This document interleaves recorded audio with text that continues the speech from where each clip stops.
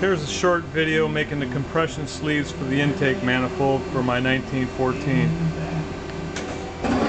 First we'll machine the plastic material with a roughing tool. That's over quickly. And then into the finish,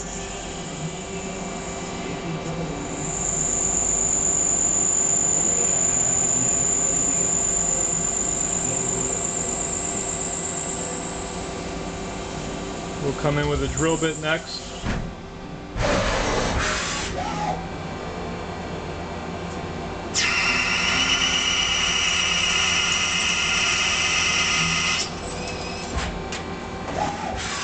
Finish bore.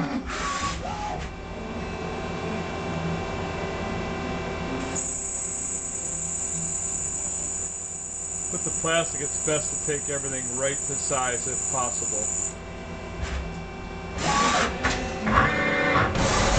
And finally the cutoff tool. Finish.